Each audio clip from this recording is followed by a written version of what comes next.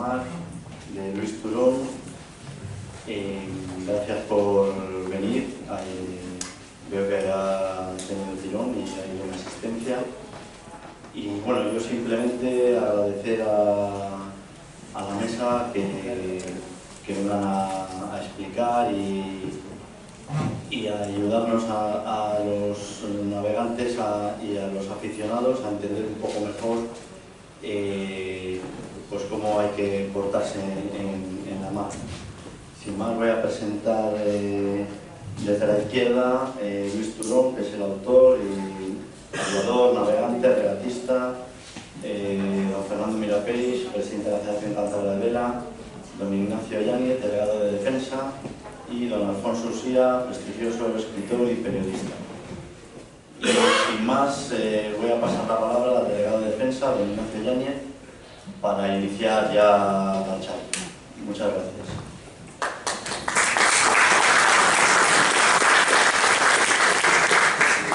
Buenas tardes a todos. Bueno, en primer lugar, agradecer a Fernando Mirapeix que me haya invitado a presidir esta mesa con tan prestigiosas personas. Pero bien es verdad que como bien saben, soy el delegado de Defensa y si algo tengo que ver con el protocolo en la mar es que soy de la Armada, soy de Infantería Marina. Pero ahí ocurre un pequeño efecto, que Nano no cayó en ello. Y realmente el que debería estar aquí debería ser el comandante naval, que es don Fernando Brinquis, que es comandante naval, es del Cuerpo General, y que de esto del protocolo de la mar sabe muchísimo más que yo. Pero por desgracia, bueno, por desgracia para mí y por suerte para él, está de vacaciones y se ha ido a Ferrol a disfrutar de unos merecidos días de vacaciones. Y entonces, pues bueno, al decirme Fernando que si quería venir aquí, pues yo encantado. Encantado. Yo, este libro, el protocolo de la mar, esta edición, según parece, en España no hay ningún libro que trate sobre esto, ¿no?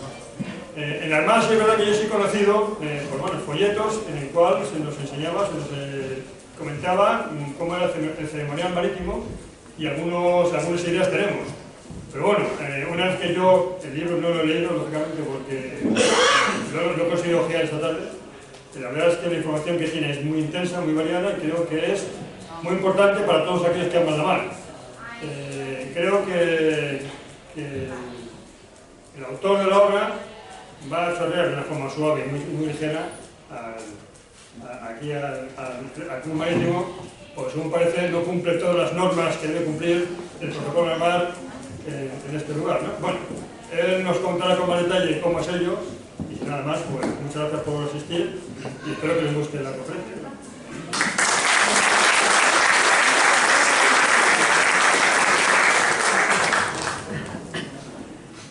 Bueno, muchas gracias a todos. En primer lugar, agradecer al Real Club Marítimo de Santander y a su presidente que nos ha dado ahora la bienvenida, porque bueno, pues siempre en esta casa pues no solo se disputan regatas a vela, creo que es el club que más regatas celebra en España, sino que también pues tiene a bien pues celebrar distintas actividades culturales como es esta en la que estamos.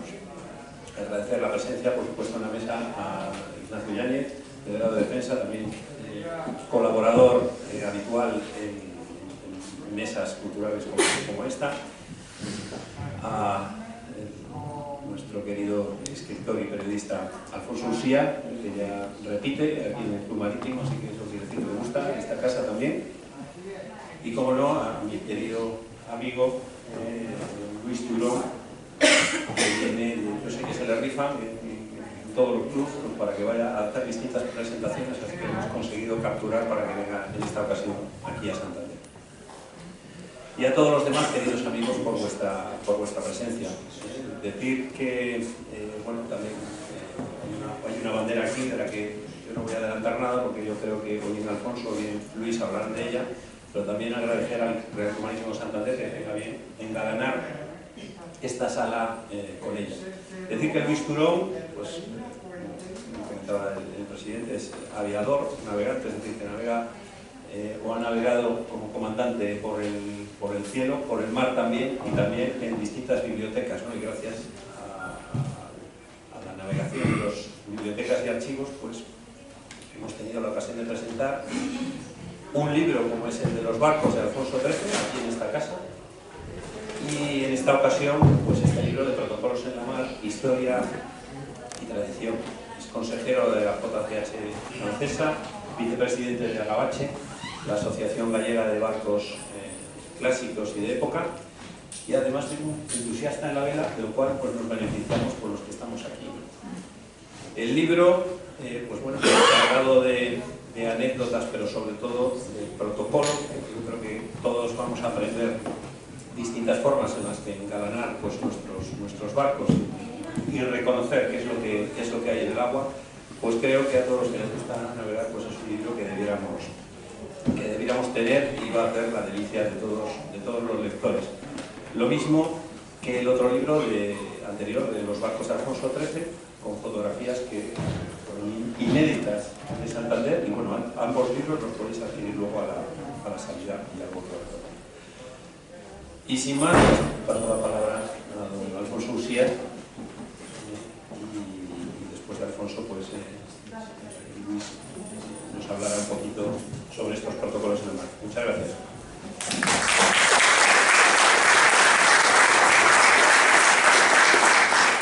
Muchas gracias, Nando. Buenas tardes, señoras y señores. Espero no trabucarle mucho, porque me he operado hace un mes y no estoy todavía del todo recuperado. En los protocolos en la mar, historia y tradición, que vamos a hablar ahora, no está incluido los protocolos de las presentaciones de los libros, en los que es fundamental que haya algo de agua.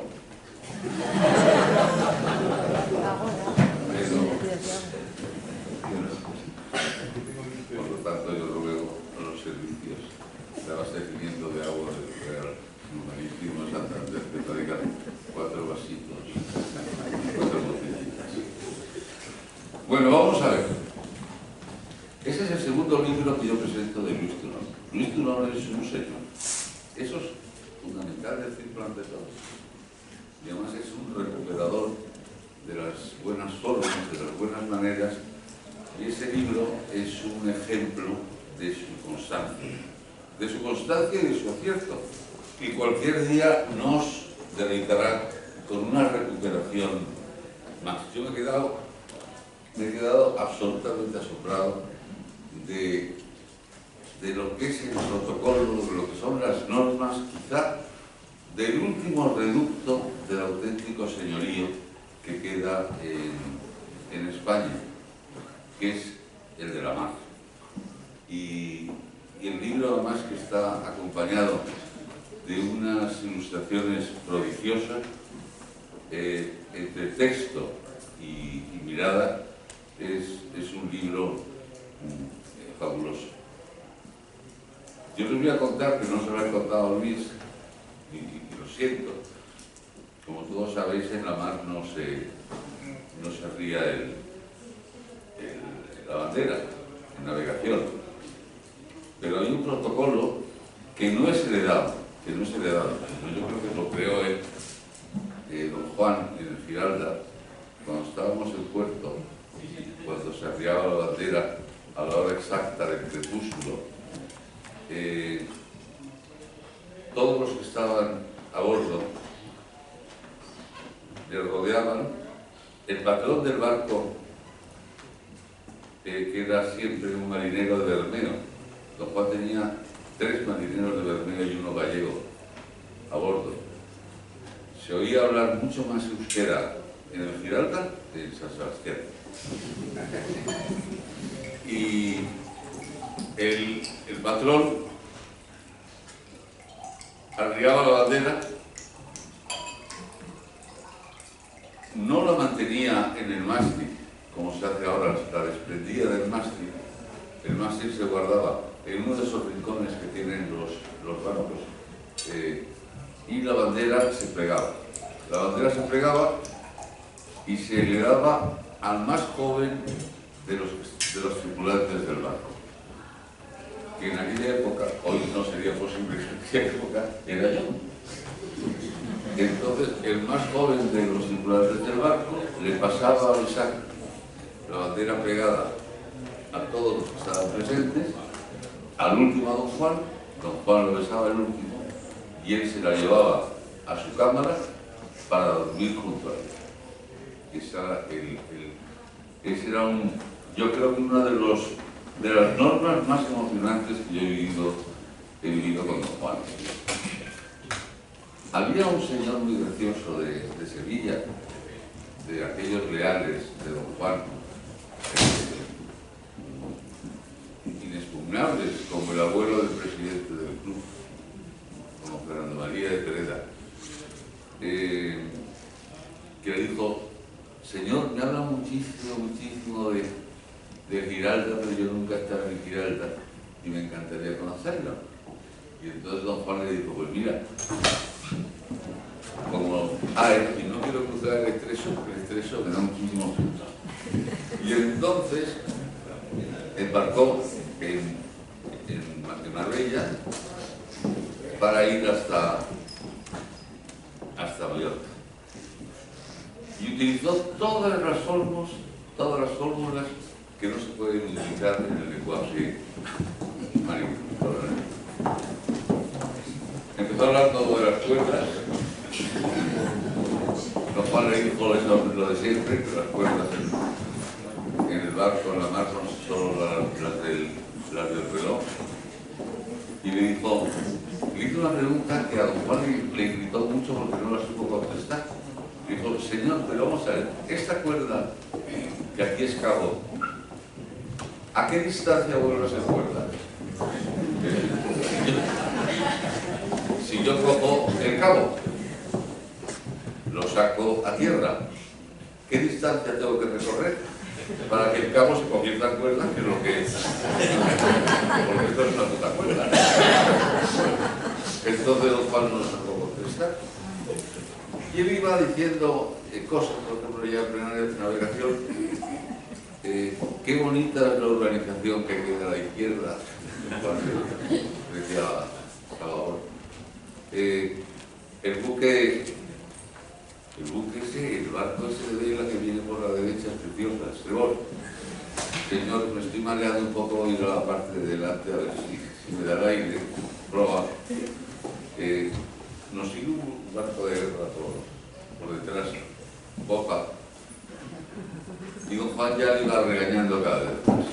Y a la mañana siguiente, desayunando, le dice: señor, ¿me podría pasar un poquito de mermelada, si es que no a mar se le puede llamar así?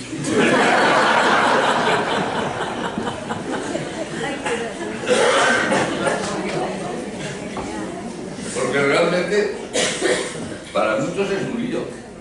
Yo he leído un texto escrito prácticamente en su 90% por términos marinos y es muy difícil de hacerlo. Uno se aproxima. Pero en este libro tan trabajado por todos los de Luis, tan bien escrito, tan documentado, tan agradable de leer y de ver, está reunido lo que yo creo que es, y vuelvo a repetirlo, el corpus de la buena educación, del señorío, de las normas, del respeto entre todos los marinos y todos los navegantes. Y por lo tanto yo le doy la bienvenida al nuevo libro de Luis Turón Figueroa, que es el autor, porque en el fondo el presentador lo único que tiene que hacer es intentar meterlo suavemente en el interés de los que asisten a la presentación para que lo compren, porque yo lo que me limito a ser es el mayordomo del libro que hoy se presenta. El autor tiene la palabra.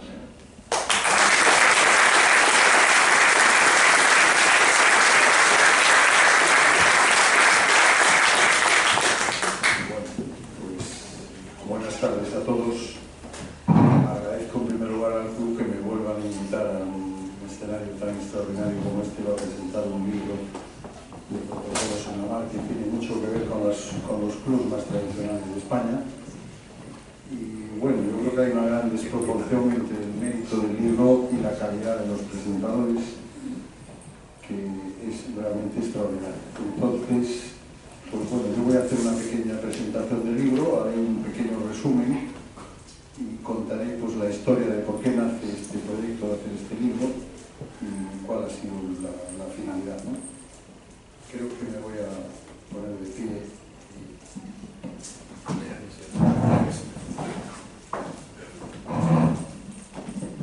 Sí.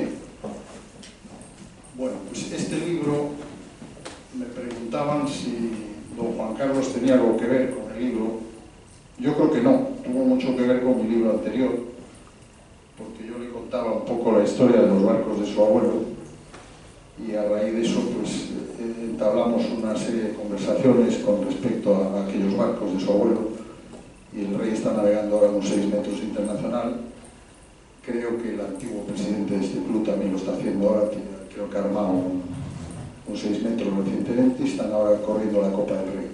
Yo creo que el proyecto de este libro nació en una regata Conde de Barcelona y don Juan de Borbón tuvo mucho que ver, porque yo navegaba entonces en un barco que había sido del cónsul británico en Hong Kong, era un barco del año 35, muy antiguo, muy pesado, y hubo un conflicto con una bandera, nos interceptó una bandera de la Armada, no llevábamos bandera, como es preceptivo no llevarla en regata, que es uno de los mayores errores del momento actual, y charlando luego una cena con don Juan, que estaba indignado con lo que había pasado, pero realmente pues bueno, hubo un conflicto con un tripulante mío que hizo un gesto inadecuado a la Armada y ahí perdimos los papeles, evidentemente.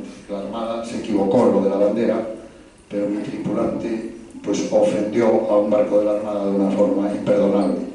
Con lo cual, pues eso creó un conflicto, pero hablando del tema de los protocolos y de las banderas, don Juan ya nos decía, pues habrá que hacer algún manual, habrá que hacer algo para que la gente conozca todos estos protocolos, porque se están perdiendo. Estamos hablando del año 80 y no recuerdo, 84, 85.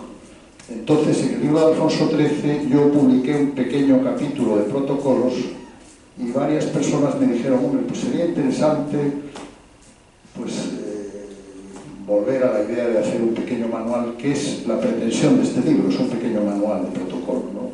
Protocolo en el sentido más amplio, que hace referencia fundamentalmente al uso de grímpolas, gallardetes y banderas. Entonces, bueno, el libro necesitaba fundamentalmente de un buen ilustrador, porque un libro de estos sin imágenes pues sería un jardín sin flores, claro, sería muy tedioso leer sin textos, sin unas ilustraciones.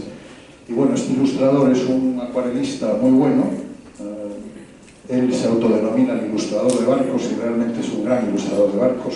No tenía mucha experiencia en vela, con lo cual yo le tuve que hacer muchos bocetos, yo dibujo fatal, pero bueno, me captó todas las ideas perfectamente. Y bueno, el libro empieza con esta sobrecubierta, que no es un dibujo más o menos estético, tiene un sentido muy concreto.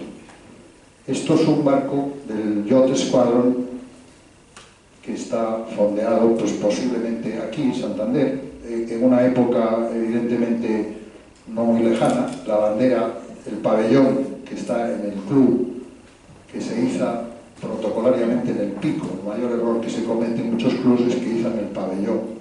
Bueno, ya aclaro que el pabellón es la bandera de popa de un barco. En la marina no se llama bandera nacional, se llama pabellón. Ese pabellón, que es este que tenemos aquí, que fue una donación de Alfonso Usía a este club, y me sorprende que la placa no lo pone.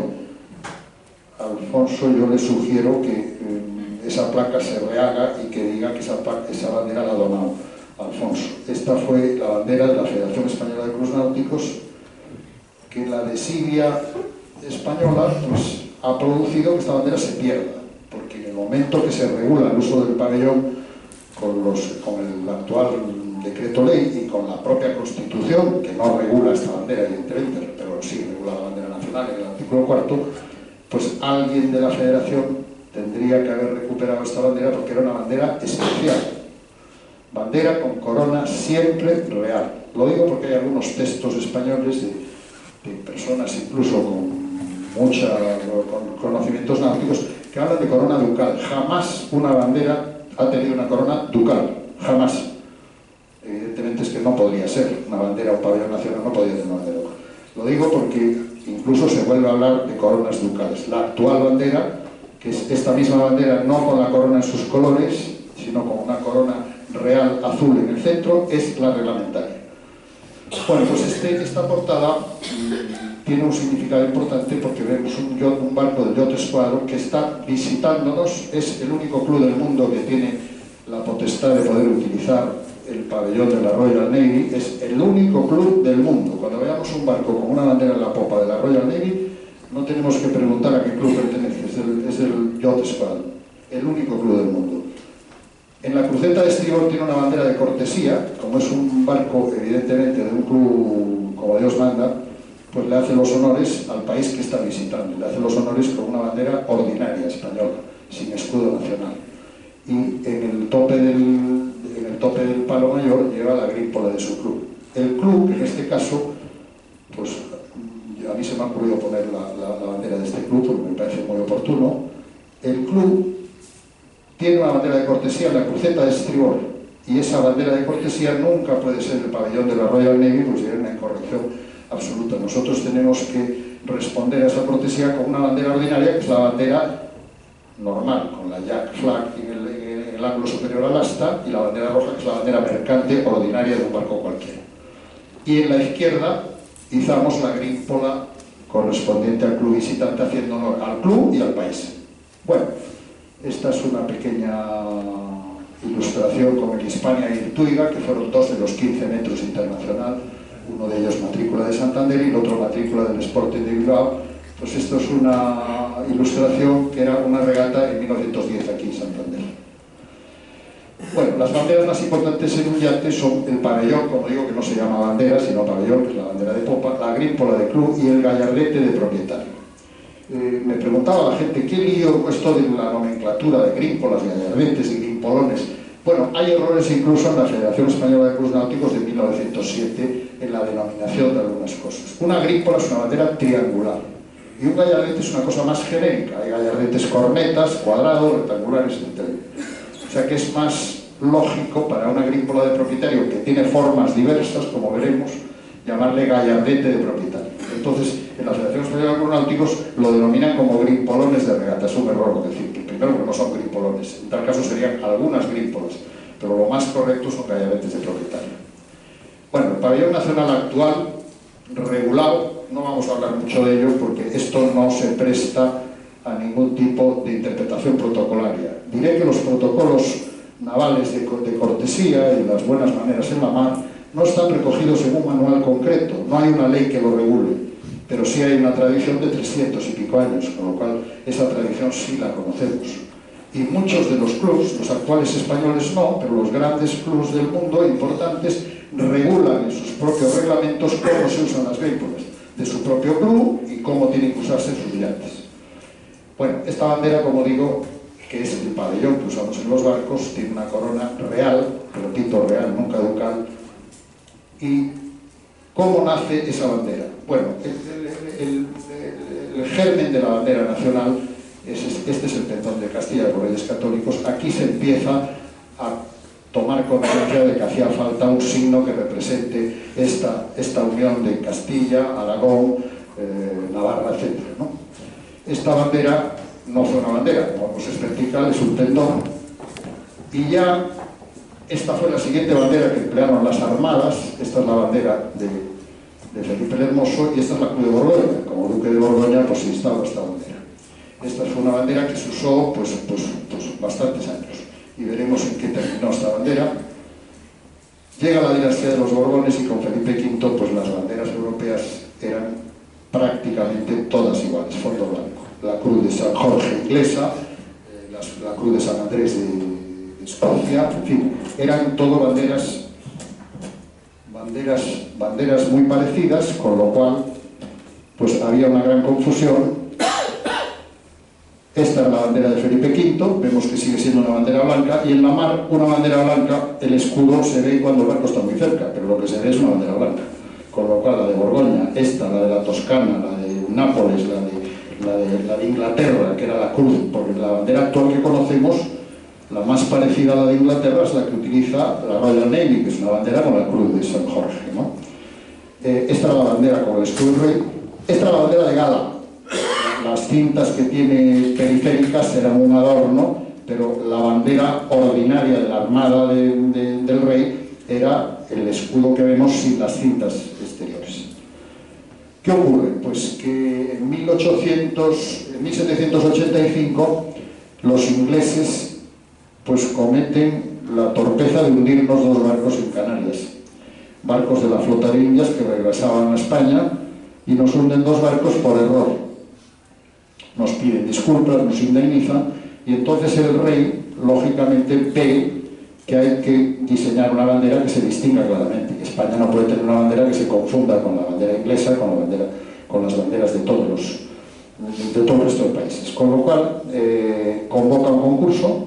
El ministro de Marina, Valdés, fue el que presenta estos bocetos al rey, y con estos bocetos este fue el resultado. El resultado, la bandera de la izquierda era la bandera de la Armada Española, bandera roja y amarilla. No me gusta llamarle gualda, porque lo de gualda me parece una cursilería, que no sé quién se la inventó. Incluso el texto de la Constitución, la palabra gualda se retiró. Gualda era la planta con la que se fabricaba el colorante, que hacía el color amarillo, planta que era muy abundante en Baleares y que era la que suministraba el tinte para las lanas de bandera, que las banderas siempre fueron de lana, ahora son, bueno, materiales sintéticos, tienen mucha menos calidad y menos caída que las que tenían. Entonces la bandera de la izquierda es la bandera de la Armada, es la bandera institucional, barcos de guerra, barcos de la Armada. El pendón de arriba era el pendón de mando que se iza en el tope, y lógicamente era el pendón que distinguía que estaba a bordo el comandante de la flota o el que fuera. Era un pendón distintivo. La bandera del centro fue la bandera mercante. La bandera mercante española fue esa. Y la siguiente bandera fue la bandera corsaria. La patente de corso era una patente, como sabemos, que se le daba a barcos que auxiliaban a las armadas en distintas acciones bélicas. Era una operación de alto riesgo, pero hubo mucha gente que se enriqueció. Tenían una patente expedida por el rey y por la autoridad competente, y la bandera que llevaban era la bandera mercante con el escudo del rey. Lo digo porque esta bandera no está, porque esto está extraído de un antiguo grabado que está en el Museo Naval de Madrid, y la bandera de la derecha no aparece, pero yo tengo mucha información de la bandera corsaria, y lo digo porque esa bandera tenía mucha importancia, y era una bandera que veíamos en muchos barcos y se prestaba a cierta confusión, porque un escudo institucional y una bandera mercante, ¿esto qué es? Pues esa era la bandera corsaria.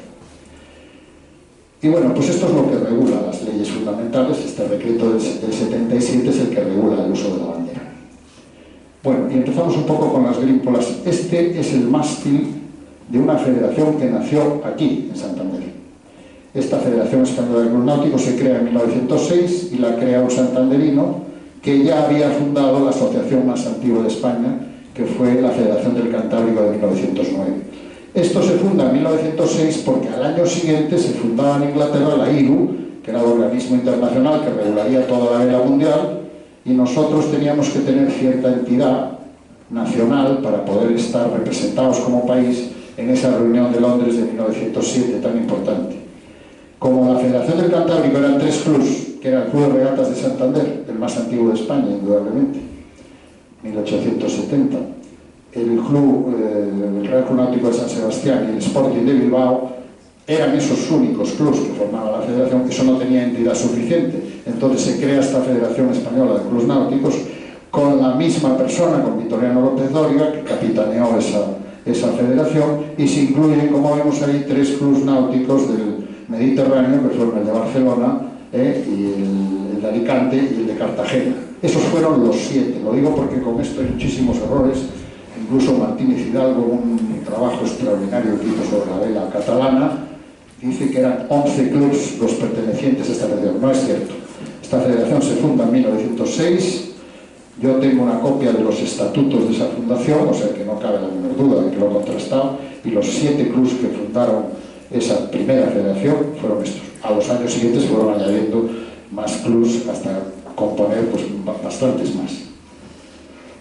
Bueno, esta es la misma bandera que vemos aquí, y esta es una bandera especial concedida para la Marina de Recreo, que se refrenda además por el rey Alfonso XIII en 1909. O sea que esta bandera está en vigor desde 1909. ¿Y cuándo dejó de estar en vigor? En cuanto sale el decreto del 77 que regula una nueva bandera, con lo cual si no contempla esta queda abolida.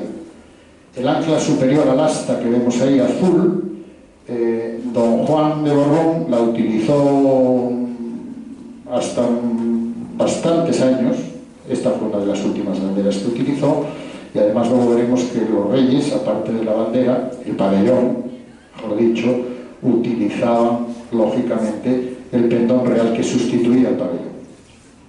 Bueno, pues esta bandera convendría recuperarla. Yo creo que aquí los responsables de las federaciones de vela y sobre todo de la nacional tendrían que recuperarla, pero jurídicamente habría que hacer el proceso necesario para que esto quedara incluida en la reglamentación actual, porque claro, hay un real decreto y hay una ley de banderas que incluye una serie de cosas que habría que modificar. Esta es la bandera actual. Como vemos, desaparece el ancla de la... Como he visto últimamente a alguna persona con una bandera con un ancla, y me decían, bueno, es que mi padre pertenecía, digo, sí, pero no es reglamentario, yo no puedo entrar en protocolos de este tipo. La bandera, la reglamentaria, es la que está en el decreto ley, no hay posibilidad de otra cosa. Estas son sus medidas, sus proporciones, y ¿dónde empiezan los errores de las banderas? Pues los errores de las banderas se inducen por tres vías diferentes, creo yo. Primero, los propios armadores, que muchas veces desconocen el protocolo naval. Y cuanto más importante es el barco, más importante es el error que se comete. No el error en sí, sino la trascendencia que tiene. Me explico. Si el Hispania del Rey navega con un tenderete de banderas, y ahora diré qué tenderete usa el Hispania, que me parece un despropósito que se pueda navegar en esas condiciones, bueno, con esas banderas, quiero decir, el barco navega estupendamente y es un barco maravilloso y precioso, pero creo que no hace honor a la tradición utilizando unas banderas inapropiadas absolutamente. Los armadores, si el Hispania la gente lo ve con una bandera equivocada, dirán, bueno, pues el Hispania debe ser el que más sabe del mundo, es el barco más importante y más tradicional que hay en España, pues bueno, pues por eso digo que la responsabilidad de los armadores. Por otro lado, los marinistas que han hecho acuarelas y óleos magníficos durante toda la historia, cometen errores porque dibujan muy bien. Este es un ejemplo. Ese barco lleva un error no tremendo pero importante. La bandera esa tenía que ir en el pico de la mesana, no donde está, pero como el marinista no conoce el tema, ese barco probablemente sea del Thames de Londres, que es una bandera azul, que es una bandera institucional, que no es la bandera ordinaria inglesa, pero está mal posicionada. La grípola de armador está correcta y eso es un error pues, de cierta importancia. El marinista ha hecho una acuarela preciosa, pero no sabe de banderas. La ciencia que estudia las banderas hoy, por suerte, ya se independizó de la heráldica y es la vexilología, y es una ciencia muy bonita que, pues, que estudia todo este tema. Y creo que dentro de la vexilología española, que hay una sociedad muy interesante, se está creando ahora, o creo que, bueno, yo creo que voy a colaborar con ellos, se va a crear una sección naval para asesorar precisamente a gente que quiere saber en un momento dado qué barco tiene, qué banderas tiene que usar un barco. Por ejemplo, el barco que va a navegar desde Málaga hasta la Florida, que fue el barco en el que el general Gálvez ganó la batalla de Pensacola, que fue el bergantín Gálvez Town, que se está haciendo una reproducción. Me preguntaban que qué bandera debe navegar, porque ellos creían que podía navegar con bandera corsaria, porque claro, fue un barco que fue corsario cuando la apresaron en el Mississippi, pero si va el mariscal de campo, el general Gálvez, ¿cómo va a navegar con una bandera corsaria? Es una cosa disparatada. Y claro, ¿con qué bandera tiene que navegar? Pues tiene que navegar lógicamente con la bandera que estaba en vigor, que era la del rey, la de Felipe V, que era la bandera blanca con el escudo real. Bueno, aquí vemos un ejemplo. Yo me canso de decir que en regata no se usa el pabellón. En regata los barcos no usan el pabellón. Y actualmente los barcos clásicos creen que le dan más vistosidad a sus barcos izando el pabellón en regata. En regata no se usa el pabellón. Lo digo y lo voy a un poco a explicar porque es así. Era una norma tradicional que se sigue manteniendo en Inglaterra. Este era el barco del Kaiser, barco que fue español, fue de Madame Eriot un tiempo, luego fue de Horacio Echevarrieta. Esto es una goleta magnífica y vemos que está en regata, en caos. El rey estaba navegando con el Hispania. En esta época fue la primera vez que fue el Hispania, el Tuiga y el Sleck a regatear a caos. Y aquí vemos el barco del Kaiser perfecto. La grímpola del Kaiser, que está en el tope del mayor, porque la grímpola del club, una goleta, va en el palo trinquete, no va en el palo mayor, que es otro error que se comete con frecuencia en las goletas, y vemos que no hay ningún pabellón. Ese barco tendría que llevar la bandera de la Marina Real Alemana, o la bandera alemana simplemente, y vemos que no lleva bandera, está en regata, evidentemente, perfectamente. Y si vemos fotos históricas no veremos un pabellón nacional en ninguna regata histórica. Esto es un ejemplo que yo pongo. Bueno, la foto tiene delito porque el que va en la popa, el de rojo, soy yo. Y claro, voy discutiendo con el armador, que no soy yo el armador del barco, y voy discutiendo y digo, me parece un error que lleves esa bandera en regata, primero, porque no se lleva en regata, pero es que además esa bandera que llevas no es ni reglamentaria. Este señor lleva una bandera que no es ni de regata ni sin regata. No tiene la corona ducal, la corona real azul en el centro, con lo cual es una bandera que no es reglamentaria. ¿Es un pecado grave? Pues dos pecados graves, una bandera irreglamentaria y en regata.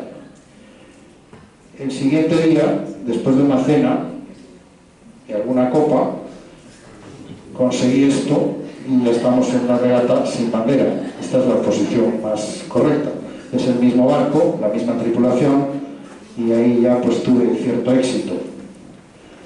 Esta es una foto de Juanito Olavarri, que tiene el Artaco, un buen amigo mío, contrincante nuestro, se pelea siempre con el Pingüino, es un Sparkman Stevens precioso, y a Juan le dije lo mismo: Juan, tú que has mantenido los protocolos muchos años, y ya no te digo tu abuelo, que tuvo el yate más importante de España después del yate Giralda, tienes que saber que esa bandera ahí en popa en regata no.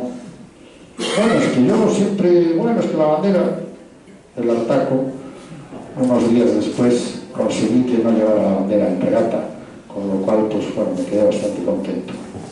Y esta es una bandera disparatada. No voy a decir quién es el personaje, que es una persona muy importante, al que le tengo mucho cariño. Este es un 6 metros internacional,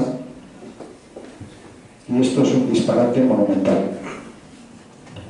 Lo lamento, pero no estaba bien asesorado en este momento. Esto es un pabellón nacional de guerra, que no lo puede llevar más que un barco de guerra, un barco de la Armada. Esto es un barco de recreo con matrícula extranjera y con una bandera disparatada, y además en regata, o sea que se lleva todos los premios. Los mismos barcos en el Mundial de Vancouver que participan, ni un solo barco con pabellón.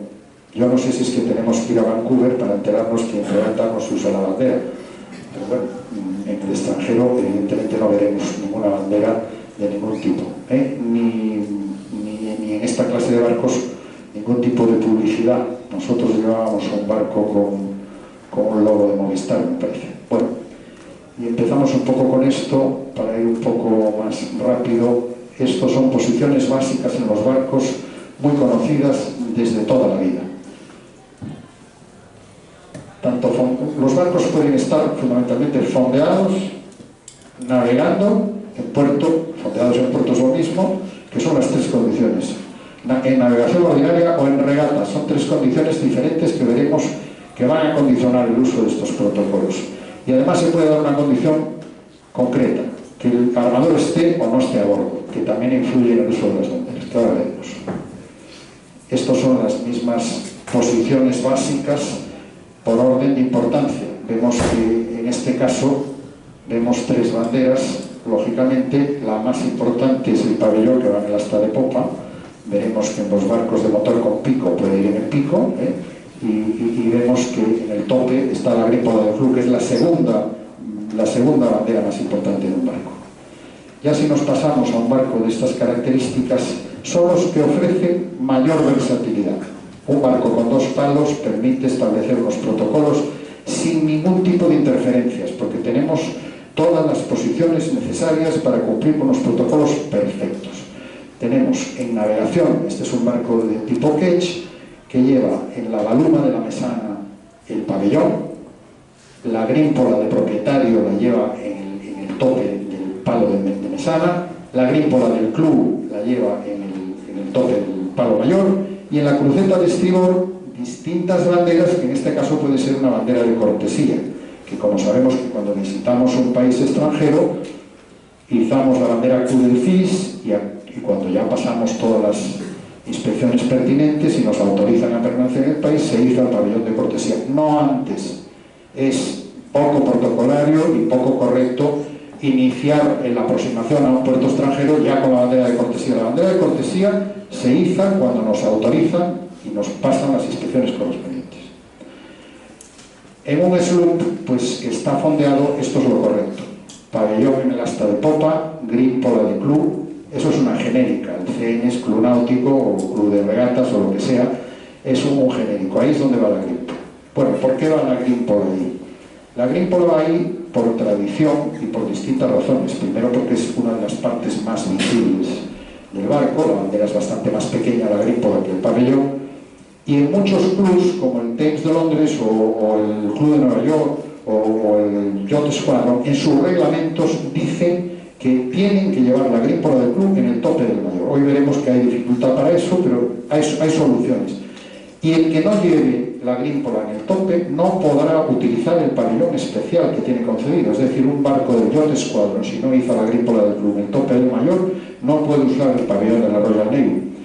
Tendría que pasar a utilizar una bandera ordinaria, con lo cual para un inglés perder un privilegio de usar un pabellón como el de la Royal Navy por no izar donde toca la bandera es complicado. Y veremos que los ingleses han llegado a soluciones bastante razonables. En este caso es un sloop que tiene pocas posibilidades, y aquí vemos que tenemos la grímpola de propietario en el tope del mayor. Esto es correcto, y prescindiendo del pabellón que en regata no iría, esto era lo único que era obligatorio desde el reglamento de la IRU de 1907, que en regata lo único que se llevaba era la grímpola distintiva del armador, o la bandera distintiva de regata, que los ingleses llaman el racing flag. Un Ketch, muchísima mejor posición. Aquí llevamos la grímpola del club en el tope del mayor, en el tope del mesana llevamos la grímpola de propietario, y en navegación llevamos el pabellón a los 2/3 de la altura de la mesana. Ese mismo barco fondeado, esta es la posición correcta. El barco está fondeado, como tenemos arriada la mesana, pasamos al asta de popa el pabellón y mantenemos izados la grímpola del club y la grímpola de propietario. Los mayores errores, bueno, hoy los errores son tan tremendos que vemos banderas en mal estado, en tamaño inadecuado, banderas comunitarias izadas indebidamente, etcétera, etcétera. Pero no voy a entrar en eso porque eso sería muy largo y no tiene objeto. Yo digo lo que creo que hay que hacer protocolariamente en el mar, y esto es lo correcto. Incluso el pabellón, como decía Alfonso, debe de estar izado de orto a ocaso. Hoy se dice desde el amanecer hasta el anochecer. En marina hablar de amanecer y anochecer pues me parece un poco para balnearios. En la Armada se habla de orto y ocaso, que es una cosa precisa, y la bandera se iza al orto y se arría al ocaso. Y la bandera, por supuesto, tiene que estar en buen estado, etc. Pero no voy a entrar en eso.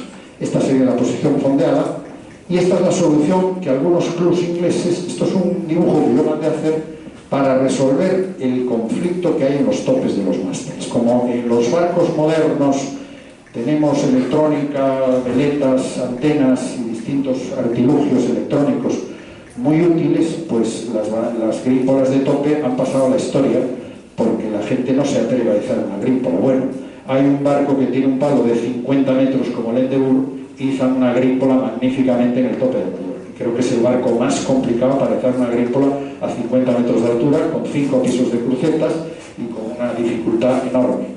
Bueno, pues estas son soluciones técnicas para resolverlo. Esa pequeña asta móvil de driza, que los ingleses llaman pig stick, es muy útil porque es tiro asimétrico y nosotros podemos izar una bandera. Lógicamente, si tenemos ese pequeño mastilete supletorio, podemos izar el pick stick y queda libre de la electrónica, con lo cual la electrónica se ve libre. Yo comprendo que es un incordio, pero podemos ver barcos actuales que pertenecen al Yacht Squadron, que vienen cada año por el norte y muchos en Mallorca. Todos tienen su green en el tope de Mallorca. Aquí vemos un barco que varía un poco, y esta es una pregunta que me hacen muy frecuente: ¿por qué la green pola de propietario va en el tope del mayor, que es más importante? En un schooner como este, en una goleta, el palo más significativo es el de proa, y en todos los barcos. Lo que pasa es que en un ketch el palo de proa es más alto, pero más alto no quiere decir más importante. La bandera del club, en este caso el pabellón del club, va en el palo trinquete, y la grípola de propietario va en el mesana. Bueno, como yo no quería dejar descolgado a ningún navegante a motor, empezando por una modesta lancha muy bonita, porque puede ser una Riva de los años 30 o algo así, pues vemos cómo hay que llevar en una lancha correctamente las banderas, que también tiene su corazoncito las lanchas, y pueden llevar sus banderas perfectamente. Vemos que lleva el pabellón en el asta de popa y la grípola del club en el torrotito, ¿no? Aquí vemos una lancha ya un poco más importante, y entonces tenemos un pequeño mástil donde podemos izar la grípola del propietario, el pabellón en popa y la grípola del club. Si la lancha es un poquito más importante, tenemos pues el pabellón en el pico. El pabellón en el pico lo llevaban nuestros galeones desde el siglo XVIII. Es una posición que viene relacionada con donde estaba el castillo de popa, que era donde estaba el comandante del barco, y era el sitio donde se ejercía el mando, con lo cual el sitio de honor era el pico de la mesana. Y eso no quiere decir que pueda haber una bandera en una posición más alta, pero el sitio de honor era, como digo, el pico de la mesana. En un barco de motor actualmente esta sería la posición correcta, navegando. Navegando. Fondeados podríamos mantener el pabellón donde está o pasarlo al asta de popa. Y en esta misma situación, pues un barco de cierta, bueno, una eslora media o pequeña, fondeado. Y ya si nos pasamos a un yate de cierta importancia, quedan pocos de estos. España tuvo barcos como este, pues pocos, la verdad. El Giralda del Rey, que fue un aviso de escuadra muy importante, era un barco de 100 metros de eslora, y luego pues un barco muy parecido al Giralda, un poco más pequeño, un barco de 70 y tantos metros, que era el barco de Ramón de la Sota, que el nieto es el dueño del Artaco que presentaba antes. Bueno, en un barco como este vemos que tiene dos mástiles el barco, tiene pico, y mantenemos el pabellón en el asta de popa. Las banderas, el tamaño de la bandera, que la gente me pregunta, ¿cuál es el tamaño de una bandera? Le digo, pues estéticamente bonita, pero no es correcta la contestación. Hay un reglamento de banderas que dice exactamente cuál es el tamaño. Un barco de hasta 100 toneladas debe llevar una bandera número 5. Claro, voy a hablar de barcos de más de 100 toneladas, hay francamente pocos, pero bueno, hay alguno de 500 toneladas, 800, el Giralda tenía 1.600 toneladas y 1.200 el Boiceco y Zarra de Sota, con lo cual eran barcos muy importantes y que podían en situaciones de gala utilizar pabellones muchísimo más grandes, incluso un número 2 o número 3. El armador se baja por la escala real del barco, esto es otra cuestión protocolaria, y no por babor. El amigo este que navegaba con Don Juan, que cuenta con tanta gracia Alfonso, pues no se baja por la izquierda, se baja por la derecha, ¿verdad? Y en este caso el auxiliar del barco, vemos que lleva una lancha auxiliar estupenda, no sé si están en cualquier sitio, no sé dónde están. El armador probablemente se baja con sus invitados a cenar, se baja por estribor, el barco permanece con el pabellón en popa. El barco, si está en España, no tiene que izar nada más. Si estuviera en Mónaco, estuviera en Francia, tendría que tener la bandera de cortesía en el palo de proa, en la cruceta de estribor.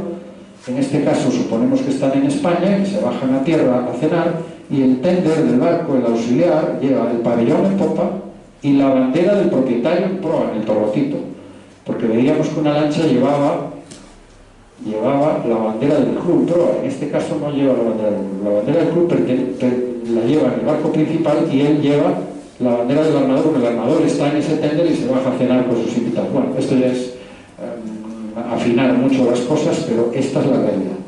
La tripulación profesional y los empleados del barco suben siempre por babor y no tienen escala real, ¿eh? Pues la diferencia es vamos a decir que babor es la puerta de servicio y estribor es la puerta principal. Este es un barco, pues es un parejo de cangreja con escandalosa, y vemos que lleva una perfecta colocación de banderas. El pabellón va en el pico, en navegación. Es un barco que está entrando probablemente de visita en Francia, bandera de cortesía en la cruceta de estribor y grímpola del club en el tope del mastelero. Perfecto, nada que decir. Esta es la posición correcta. En regata, este barco, bandera de cortesía abajo, pabellón abajo, grímpola del club abajo, grímpola del propietario arriba. Esa es la secuencia. Si se retira de regata un barco, invierte la cuestión. Porque el barco, si sale de puerto, debe navegar con el pabellón. Claro, la gente me decía, bueno, pues un barco sale de puerto sin bandera, y eso es reglamentario. Y digo, no, yo no digo que el barco tenga que salir sin bandera, el barco sale de puerto con la bandera izada. Y en el toque de atención pasa a ejercer, o pasa a otro estatus diferente, entra en regata. Y en ese momento arriba el pabellón. E iza, lo agripa el propietario y arriba la bandera del club. Si se retira, invierte, iza la bandera del pabellón, arriba la del propietario y hizo la gran del club. Eso quiere decir que se retira. Hay que entender también que en aquellos tiempos no había móviles, ¿no? Entonces, esto ya de por sí nos decía cuál era el estatus del barco. Hoy me retiro, que he roto la deriza de la mayor, o el giraldilla que se retira, o el ataco que se retira. No había ni móviles ni facilidades de este tipo, había banderas fundamentalmente. Y muchas de estas banderas protocolarias servían para determinar cuál era el estatus del barco. Este es un barco español que está visitando un país extranjero, bandera de cortesía por estribor, su grímpola del club, está fondeado y pabellón nacional, perfecto. Este es un barco ya un poco más importante y la misma secuencia de antes. Está en Inglaterra, probablemente visitando un puerto inglés, y si yo voy al Yacht Squadron, estoy fondeado delante del Yacht Squadron, jamás puedo izar en la cruceta de estribor el pabellón de la Royal Navy. Eso sería una incorrección total. A un inglés eso le puede sentar a cuerno quemado, aparte que es una ofensa izar el pabellón de la Royal Navy, un barco civil, unos españolitos que vienen por ahí con un barco. En este caso eran unos españolitos importantes con ese barco, pero independientemente de eso hay que izar la bandera correcta. La bandera correcta es el pabellón ordinario inglés. El único que puede usar el pabellón de la Royal Navy es un barco del propio club británico, de Royal Yacht Squadron. Y este barco era, bueno, este es un dibujo que me hizo el ilustrador, que yo solo pedí, y este era el Goiceco Izarra de Ramón de la Sota. Era un barco magnífico, precioso, y bueno, pues tiene las banderas perfectas como corresponde. En este caso lleva una bandera auxiliar.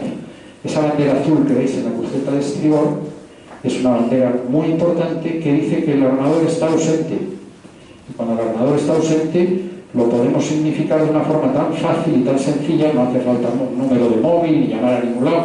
Damos una bandera azul en la cruceta de estribor y sabemos que el barco está fondeado, pertenece al club náutico que queda reflejado en la grímpola del palo trinquete.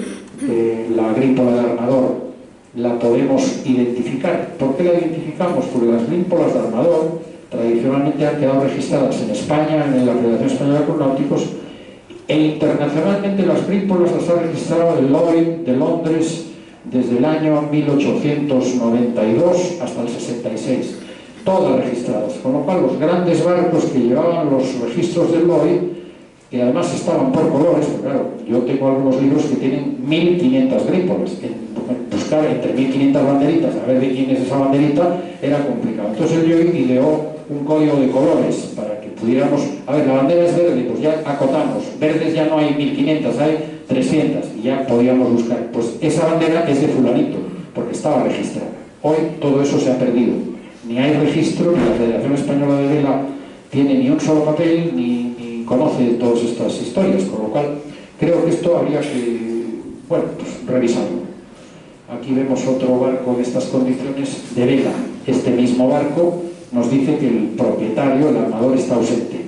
Es decir, que yo, viendo este barco, sé que está fondeado, puede que esté la tripulación a bordo, de la tripulación de respeto que esté a bordo, pero el armador, desde luego, no lo busques, que no está. Y en este caso, esta es otra bandera singular que se usaba y se sigue usando en Inglaterra, y sobre todo en los clubs norteamericanos de la costa este, fundamentalmente. El oeste estamos más en el Corte Inglés, es otra historia. Entonces, esta bandera era la bandera de tripulación comiendo. ¿Qué importancia tiene saber que la tripulación está comiendo o el armador está comiendo, por ejemplo, que es una bandera blanca, que ya veremos cómo es? Pues hombre, si está comiendo un señor, pues no le molestes, no vayas allí a tocarle en el casco. ¡Ah, el barco! Pues esto no se hace, ¿eh? Entonces esto es una forma muy fácil de decir, no me moleste usted que estoy comiendo. Pues en este caso, la tripulación del barco, que tiene una tripulación profesional, este barco de motor, pues lo mismo, está comiendo la tripulación. Y entramos ya en los empavesados. Los empavesados se están perdiendo en determinada medida porque se están haciendo mal. Se están haciendo mal porque no se conoce el protocolo. La escuela naval, decías que como infante de marina, los infantes de marina conocéis los protocolos navales exactamente igual que los marinos del cuerpo general, pero indiscutiblemente la Armada tiene un manual de protocolo magnífico, que lo sigue teniendo en vigor. Y se hace muy bien, pero ha decaído un poco y te voy a decir por qué. En este caso, el empavesado, el gran empavesado que es este, por ejemplo, el más reciente que se ha tenido que hacer es el de la Virgen del Carmen, que es nuestra patrona, el día 16 del mes pasado. Bueno, pues ese día 16 yo estuve en la toma de posesión del director de la Escuela Naval y vi unos errores en la Escuela Naval que no me parecen de recibo, porque la Escuela Naval tiene un nivel espectacular y son además los custodios de esos protocolos. El cano lo empavesan de maravilla, magnífico. En el 300 aniversario de la Escuela de Guardiamarinas estaba el cano empavesado de libro, mejor imposible. Pero había 3 barcos en la Escuela Naval mal empavesados por el eterno problema del tope de los palos. Estaba el Giralda de Don Juan, que está en la Escuela Naval, estaba empavesado sin el empavesado de topes. El empavesado de topes es que el pabellón nacional se iza en los topes de los mástiles. Es una bandera nacional más pequeña que el pabellón que está en popa, y la ristra, que no deja de ser una ristra decorativa que no tiene ningún significado, es el código CIS en una secuencia concreta. Errores más comunes, que como no tenemos los famosos pick sticks, no izamos el engalanado de gala, es con los pabellones en los topes de los mástiles. Ni el Giralda, ni el Arosa de la Armada, ni el Peregrina tenían el empavesado de topes. ¿Por qué? Porque no tienen una pequeña polea que cuesta 7 euros para poder izar. Bueno, supongo que los subsanen porque se quedó muy picado el director de la escuela. Espero que me haga caso. Sin embargo, el mástil de la escuela estaba empavesado. Ahora veremos que los clubs hay que empavesarlos también, cosa que se desconoce, pero los clubs hay que empavesarlos en las épocas. Porque el club, a todos los efectos, es un barco en puerto. Es un barco fondeado en puerto. Es un barco en puertos. Y tiene la misma constitución que un barco. Bueno, esto sería un empavesado correcto, como vemos en el barco, y vemos que en el botalón, en el boprés, se cuelgan 3 o 4 banderas con un pequeño peso que prácticamente tocan el agua. Ese es el empavesado correcto, lo que marca el protocolo. Y en este caso, el tonelaje del barco determina el tamaño de la bandera y el momento de izar esa bandera, la fecha concreta. En este caso es una ocasión de gala, de honor, o de la Virgen del Carmen o cualquier otro motivo. Tengo que decir que el error más frecuente es navegar empavesado. Es un error garrafal. No digo que sea un pecado mortal, pero bueno, pues lo mismo que uno no se saca la chaqueta para no sé qué cosas, pues no es correcto navegar empavesado. El empavesado se retira para navegar y solo está permitido navegar empavesado en caso exclusivo de que haya una parada militar. Si hay una parada naval, por lo que sea, y hay que rendir honores a un barco donde está una autoridad, sea el rey o quien sea, los barcos desfilan delante de una autoridad que está en un barco de la Armada, entonces es el único momento que se mantiene el empavesado, pero un barco jamás navega empavesado. Y el día del Carmen, este barco, ¿cómo tendría que navegar? El anterior, pues retira el empavesado para navegar, deja los de topes, con lo cual es un semi-empavesado, y cuando acaba de navegar vuelve a izar su ristra del CIS en la condición correcta. Y este es un empavesado de botadura, cosa que ya no se hace en absoluto, porque ya los las botaduras de los barcos se hacen de aquella manera, pero antiguamente los barcos que no estaban arbolados todavía, este podía ser el Hispania del Rey, que se construyó en carpa de pasajes y se botó pues, un 21 de junio de 1909, nada menos, hace muchos años, 100 y pico años, pues no se hizo correctamente tampoco. Lo siento por el rey Alfonso XIII y por el responsable de la botadura, pero no se hizo correctamente, dentro de lo que cabe. Lo correcto sería hacer un empavesado con una percha provisional antes de que el barco esté arbolado. Esta es la botadura correcta, ¿no? Y el barco se cristianaba o se bautizaba, y la grímpola del club, como vemos, va en una posición completamente incorrecta en cualquier otra condición, que es en el bauprés en posición vertical. Es muy frecuente hoy ver en barcos clásicos la bandera nacional en el pico de la botavara en posición vertical. No voy a hacer ningún comentario al respecto.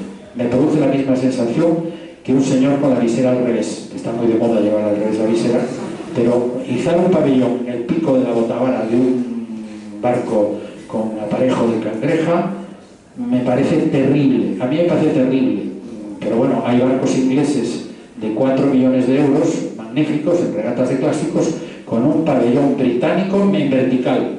Bueno, esto es de aurora boreal, mejor no comentarlo, porque izar una bandera en posición incorrecta y además en vertical, en el penón de una botadora, porque es más fácil colgarla allí como si fuera un bikini de una señora, me parece una cosa tremenda, ¿no?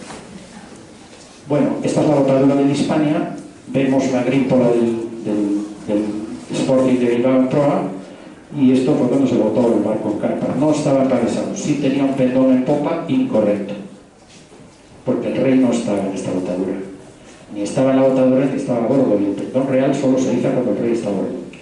Incluso en el Giralda, que era un aviso de escuadra, llevaba el pabellón de guerra como aviso de escuadra, y cuando subía el rey se arriaba el pabellón y se sustituía por el pendón.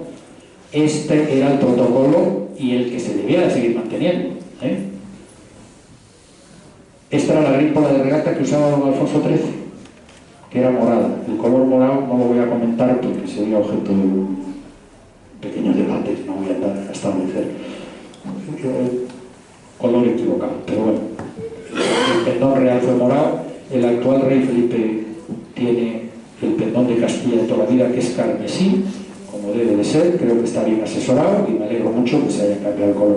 Don Juan Carlos hizo un pequeño conato de cambio de este morado que apareció en sus tiempos muy brevemente en la bandera republicana, y que era una bandera que decolaron en su época a la reina Isabel unos malos asesores que tenía alrededor. Bueno, el rey cambió su bandera por... Esta es una cuestión absolutamente insólita. Este era el papel de cartas que usaba y el anagrama que usaba la Hispania del Rey, que era su barco más importante y más querido. Que un rey una su grímpola a la de un club, no conozco un caso en el mundo ni parecido, porque es algo inédito que se una la grímpola del club. El cariño del rey por sus amigos del Sporting era enorme, a pesar de que el rey veraneó aquí toda la vida, que tenía su casa, sus barcos, tuvo un montón de 8 metros, tuvo el Tonino, tuvo los 20 y tantos barcos que tuvo el rey. Pero este es un caso insólito y es muy curioso que un rey no conocían esta grímpola del Sporting, y yo esto lo rescaté de un documento de la Casa Real, que era el papel de cartas con que Enrique Careaga le mandaba al rey notas, y yo tengo algunos tarjetones de Hispania con este logo, ¿no? Es un logo muy curioso. Y esta grímpola es la que yo le diseñé a don Juan Carlos para su actual barco, que no lo está usando porque tiene la dificultad que dice todo de la electrónica y tal. Nada, que les da igual. Que corte inglés, que es igual. Esto es un capítulo interesante, poco conocido quizá, pero cuando un yate importante se muere el armador, pues lógicamente se produce una acción de duelo y entonces las banderas se ponen a media asta. En este caso se pone a media asta la grímpola del club, que es a la que pertenece el armador, el pabellón del barco se pone a media asta y se pone la grímpola del propietario también. Quiero decirte que en este caso esto es un luto particular y se puede producir un duelo nacional porque el Estado decreta un duelo y entonces tanto los clubes como los barcos tienen que hacer un duelo completamente distinto. Pero en este caso la grímpola del armador y la del club se ponen a media asta también.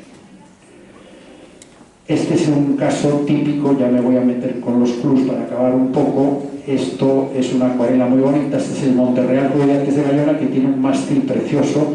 El mástil se llama Rafael Olmedo, que fue el presidente que más años ha estado de presidente en un club, muy amigo mío. Yo tuve el honor de hacer una entrevista muy larga de 3 horas y pico que tengo grabadas, con una cabeza privilegiada, con 93 años, me contó todo lo que se puede contar. Era muy amigo de mi padre, bastante más joven que mi padre, pero muy amigo de él. Y este es su club, este es el mástil de señales del club, y esto pues es una situación típica del club. El tope del mastelero se lleva la grímpola del club, el lugar de honor, el pabellón, como es lógico, en el pico, que lo vemos ahí, el pabellón nacional en el pico. Me preguntaba el comodoro de un club del Mediterráneo muy importante, me decía si se puede poner la bandera con el escudo nacional en un club. No, nunca, para nada, para nada. No sería un error gravísimo poner la bandera neta, sin nada, porque sería la bandera del artículo 4 de la Constitución, pero el club está considerado un barco en tierra, luego tiene que usar el pabellón de la náutica deportiva, que es la corona real azul en el centro de la bandera, que es la que deben de llevar los clubs, y en el pico, en este caso en este club, en el pico. Hoy noto que a este club le falta la grímpola del club en el tope del mastelero. Como tiene una driza de mastelero alta, que suele ser un error bastante frecuente, fácil de subsanar, pero este club se resuelve el problema de la grímpola con una polea de 8 euros. Es todo el coste, y un señor que se suba a atornillar, les veo más problemático. Pero la polea es muy baratita, y con esa polea y una pequeña asta izable se iza la grímpola del club, queda libre y puede flamear libre. Es la única grímpola en un club que puede estar las 24 horas aunque se arríe el pabellón nacional. Pero no es correcto tener el pabellón nacional sin la grímpola, porque es hacerle al club un deshonor. Tenemos un pabellón, sabemos que el club es español, pero ¿qué club es este? Pues su grímpola en el tope del mastelero. Eso es lo correcto. En este caso, el Club de Bayona tiene una visita de barcos ingleses del Yacht Squadron. Bandera de cortesía, cruceta de estribor, bandera inglesa ordinaria de la Marina Mercante, no ningún pabellón especial, cruceta de estribor, la grímpola del club visitante. Este era el Sporting de Bilbao empavesado. Los clubs también se empavesan en épocas importantes sin ningún problema. Y bueno, la figura del comodoro, que está muy poco bien contemplada en los clubs. El comodoro en los clubs británicos y americanos y anglosajones es una figura que es el alma mater del club. No quiero, presidente, desprestigiar para nada la figura del presidente, que lógicamente está por encima del comodoro en representatividad, pero el alma mater del club en los aspectos técnicos, deportivos, etc., es el comodoro. Y el comodoro debe tener su propia grímpola, y esa grímpola se debe izar en la cruceta correspondiente del club para indicar que el comodoro está en el club. No hay que preguntar al conserje, ¿está el comodoro? Está, hombre, pues está a bordo del comodoro. Estos son los mástiles, desde el más sencillo de un club, que es el más problemático. Un mástil que es un palitroque sin nada más, pues tiene muy pocas posibilidades. El pabellón tiene que ir arriba, el siguiente la grímpola del club y siguientes banderas por debajo. El orden vertical de las banderas siempre es conflictivo, porque una bandera sobre otra, siempre la bandera del superior está en superior categoría, con lo cual podemos cometer un error con mucha más facilidad. Vemos que la de la derecha ya tenemos más posibilidades. Como no hay pico, que este es el error más frecuente, el pabellón va en el tope del mastelero y la grímpola del club en este caso queda por debajo. En este caso no, en este caso como hay pico, el pabellón queda por debajo de la grímpola del club, pero esta es la posición correcta, porque la posición de honor siempre es el pico. Y esta es la posición más favorable. Esta es el mástil que tenemos en este club. En este club tenemos un mástil perfecto porque tiene cruceta y pico, que es lo mejor, y mastelero. Y además este club tiene una cosa estupenda. El pico debe estar orientado con la geometría del club. Es decir, este club como barco, la proa estaría allí y la popa aquí. Alfonso con su amigo, la anécdota, la parte de atrás y la de delante. Entonces, la proa y la popa. Entonces, el pico debe estar orientado así. Hay un mástil de señales arriba que sí tiene un pico incorrecto, que está además en posición hacia el mar. Ese pico debe de estar mirando a Santander, al revés, o suprimirlo. Es incorrecto tener un pico orientado, porque el mástil de señales se orienta al mar y el pico siempre está, como decimos, en la posición proa-popa.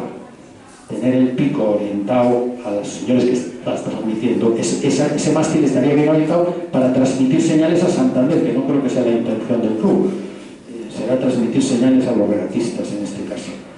Y bueno, estos son mástiles tipo que yo he mandado a dibujar para que se vea cómo se organiza. Aquí vemos que la driza del pico, si estuviera puesta así, nos obviaríamos todos los problemas que tenemos con el pico en oblicuo.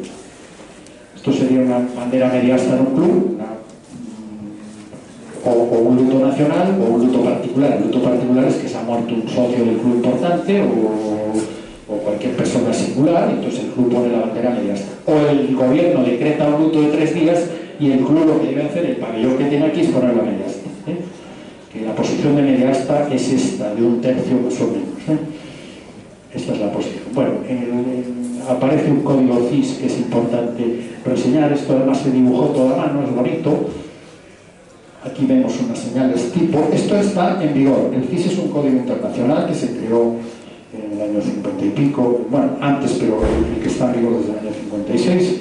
Y esta forma de transmisión es la más barata, la más sencilla, la más útil, no necesita baterías, ni móvil, ni nada. Pero claro, yo comprendo que en un barco de vela no nos vamos a poner a hablar con el club, con el código CIS. Esto no digo que haya que hacer eso, pero esto está en perfecto vigor. Y este es el semáforo de mano de banderas, muy útil, que vemos que con 2 banderas podemos transmitir lo que sea. No había móviles en esta época y era mucho más sencillo emplearlo así. Y ya el abracadabra de las regatas, los que regateamos hace muchos años. Yo he hecho muchas regatas desde hace más de 50 años y siempre hay una abracadabra, es llamada general, nos llaman a nosotros, esta bandera cuál es, todo el mundo está con el lío de las banderas y un señor que lleva regateando como Juanito Lavarri 70 años todavía duda si la bandera es pulpo o calamar. Bueno, pues yo explico aquí un poco todo ese código de banderas de regatas para que se vea y se comprenda, porque lo que hay publicado es terrible de malo, didácticamente es terrorífico. Entonces yo me he permitido hacer un resumen muy sintético pero muy práctico para que un navegante que regatea sepa exactamente lo que está pasando en cada momento.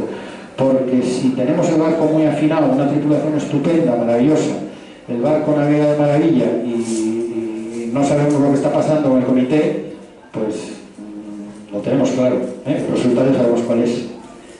Y esto era un procedimiento que se ha retomado en Estados Unidos. Si navegáis alguna vez en Estados Unidos veréis en algunas estaciones estas señales de alerta que son muy útiles, sobre todo para pequeñas embarcaciones.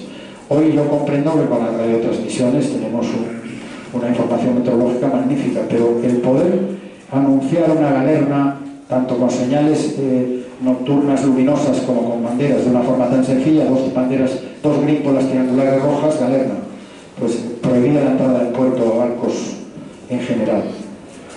Esto era pues las estaciones norteamericanas antiguas que había con los salvamentos. Ahí estaba un anuncio de galerna en el mástil de señales de la estación de salvamento y los botes salvavidas que estaban a pie de costa para socorrer a los náufragos. Bueno, pues para terminar, publico unos anexos de la Federación Española de Clubes Náuticos muy interesantes. Estos archivos están en los anuarios, que solo hay 4 que yo conozca y no creo que haya más, porque en el Palacio Real dudo que el rey obviaran mandarle alguno, y como se publicaron hasta el año 17, pues los 4 que hay, yo tengo los 4, tengo 2 originales y el resto los tengo escaneados, pero el Palacio Real los tengo todos. Estos eran los 4 15 metros que había en España, nada menos que 4 de los 19 que hubo en el mundo, y eran pues 2 de Santander, el SLEC del Marqués de Comillas, era su grupo de regata, y el Tuiga de Medinaceli, que ya no tiene ese número. Hay bastante error con los números de las velas. Errores tan importantes como que en España lleva un SP1 en la vela, que es un disparate de una magnitud que no está en los escritos. En España siempre navegó con un número tribarrao al principio hasta que se estableció la clase y luego con el D5. Y España no puede llevar en este momento el D5 y el SP1 porque le falta la bandera del Corte Inglés y la de las fiestas de la patrona. Entonces, claro, son cosas imposibles. Hay que llevar las cosas como corresponde. Entonces no se puede llevar SP1 y D5. El D era la clase 15 metros internacional y el 5, el único barco que llevaba un 5 a la vela. Aquí tenemos los 10 metros, vemos al Tonino del Rey, las mejores fotos indudables son de Santander. Aquí el infante don Alfonso regateaba con su madre con mucha frecuencia. La vela femenina nace en Santander también, y fue la reina Victoria Eugenia la que promocionó la vela femenina. Se lo contaba yo una vez a Teresa Farrell, que cree que inventaron ellas la vela hace 4 días.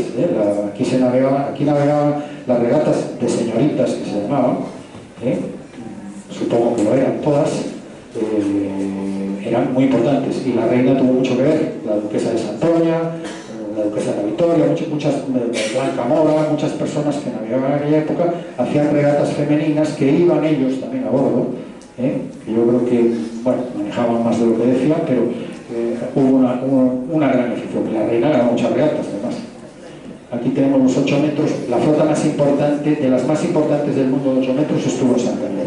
El rey tuvo nada menos que 5 Hispanias, después del grande de 15 metros, tuvo 5 Hispanias más, 8 metros internacional, que luego cambiaron de nombre, por eso aquí en el club veréis algunos que se llaman Cantabria.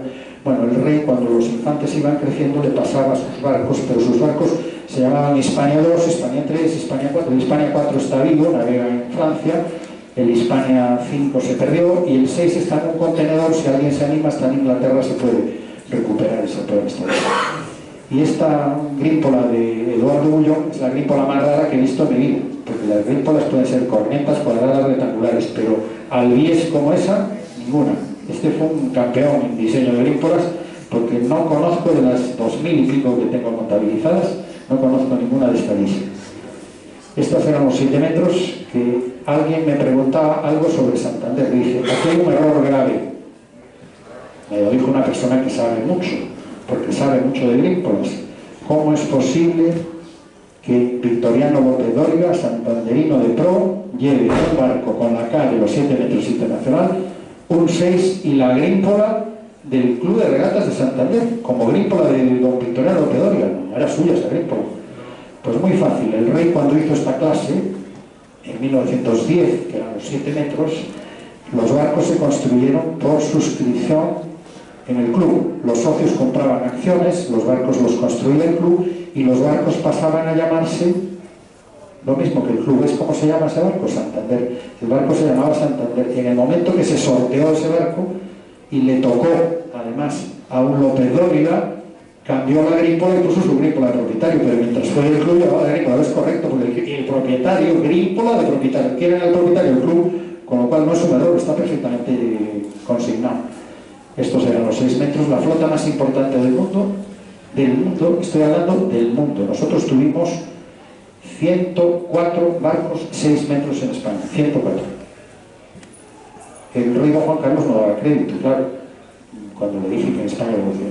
Realmente hubo 68, porque los otros restantes eran asignados, porque cuando sale la clase 6 metros había barcos realmente que hubieran quedado fuera de juego y les dieron una chance de un tiempo, una moratoria, por llamarlo así, para que pudieran seguir navegando, y se les asimiló a 6 metros, pero no eran realmente 6 metros.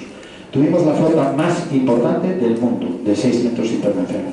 No hay ni un solo papel en la federación sobre los 6 metros internacionales. Ni un solo papel. No ha quedado nada. Incomprensible. Y esto ya para terminar son las National Flags y los clubs de todo el mundo, que yo le pedí permiso al LOI para publicarlo. Esto tiene un valor histórico enorme, son las banderas de todos los clubes del mundo de 1900. Y es una representación única. Esto lo hacía el LOI, dejó de hacerlo. La presidenta de la fundación del LOI me dijo que era muy complejo ya seguir con esta historia, y en el año 66 desapareció este registro. Yo tengo los originales y le pedí permiso para publicarlo, me dijeron que encantados, solo me pidieron que les tengo que regalar un libro, con lo cual me salió baratísimo lo de publicar esto. Y vemos, por ejemplo, ahí el Club Náutico de Bilbao, que fue el club más antiguo de Bilbao. Los bilbaínos, este club lo tienen ahí un poco perdido, pero es un club que se fundó en 1878. Estaba en el Teatro Arriaga. Entonces ahí viene el presidente, lo que pagaban de fees, la bandera, el pabellón que tenían reconocido. En este caso el pabellón es correcto, pero vemos que este club no pertenecía a la Federación Española de Club Náutico. ¿Por qué? Porque en 1900 no se había fundado, no podía tener el ancla que vemos aquí de la bandera que fue del final de Don Juan. ¿Por qué? Porque no se había fundado en 1900 la Federación Española de Club Náutico. y estas son las racing flags que, traducido al castellano, son las grímpolas distintivas de regata, o gallardetes, mejor dicho, gallardetes distintivos de regata. Los anglosajones, y me dice la gente, ¿qué tiene que ver una grímpola de propietario con una distintiva de regata? Pues la única diferencia, que son muy pocas, es la misma bandera. En el caso de las regatas era una bandera obligatoria, porque la IRU obligaba que para regatear había que tener una grímpola de propietario registrada. Y lo llevaban tan a rajatabla que cuando Alfonso XIII fue a Caos en 1909 por primera vez con su barco, dijo: dígale al rey que mande su grímpola, y al duque de Medinaceli igual, y al marqués de Cuas igual. Y tuvieron que mandar su grímpola porque las instrucciones de regata ya publicaban las grímpolas de los que iban a participar. Y era condición sine qua non. Entre otras cosas, pagar la inscripción también, ¿no? Que era condición todavía más sine qua non. Pero la grímpola tenía que estar registrada. Y bueno, pues nada más. Si alguno me quiere hacer alguna pregunta, pues encantado.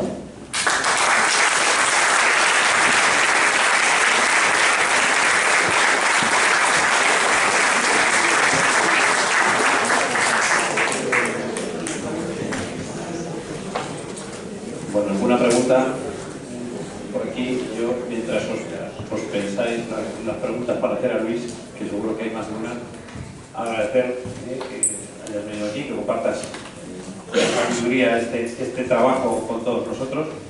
Desde luego que queda claro cómo podemos distinguir los barcos y cómo tenemos que hacer para distinguirnos. Yo creo que vamos a ir todos a comprar ahora banderas, ¿no? Pues para hacer las cosas correctas, hacer los deberes. Os puedo asegurar que Luis no cobra comisión por las banderas que compréis. Bueno, yo creo que hemos visto unas buenas ilustraciones que además han hecho en exclusiva para este libro, y además Luis ha tenido a bien en la portada del libro pues situar la grímpola del Real Club Marítimo de Santander. Así que bueno, creo que lo que me toca sobre la bandera de la Federación de Clubes Náuticos, tomo nota para trasladarlo también a la Nacional, que me parece muy difícil por la modificación que había falta del Real Decreto. A mí el ilustrador me preguntó: ¿qué grímpola quieres que ponga en la portada del libro? Y yo digo: pues mira, me lo voy a pensar. Y pensé en este club, no porque sea el más antiguo de España, porque este club se fundó en el año 27, pero sí la simiente de este club nace en 1870 en el Club de Regatas, con lo cual esta grímpola, aunque no es la del Club de Regatas, tiene mucho que ver con el Club de Regatas porque se fundó con personas que siguieron incluso perteneciendo al Club de Regatas. Luego me pareció que hacerle el honor al club más emblemático, heredero de aquel club, pues podía ser este club, que además tiene muy buena relación con Inglaterra. Y aquí se celebraron regatas importantísimas, como fue la Nueva York Santander en el año 28, las regatas de Plymouth Santander en el 29 y en el 30, y hubo una relación con Inglaterra magnífica, que supongo que seguirá habiendo. Y bueno, pues esa es la idea de haber hecho esta portada con una bandera de cortesía británica, un barco del Yacht Squadron y la grímpola de este club. ¿Alguna pregunta? Yo creo, Luis, que lo has hablado por aquí.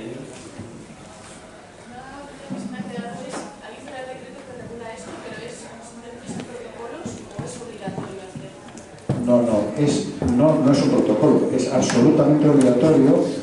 Lo que pasa que la laxitud que hay en la aplicación de un Real Decreto nunca es una cosa orientativa, es mandatorio. Es más, estaría sujeto a una sanción administrativa por no llevar un pabellón. Un barco que no lleva pabellón es un barco pirata. En entrada, un barco tiene que ir identificado, y el pabellón de un barco, la bandera de popa, tiene que ser la que está arreglada en cada país.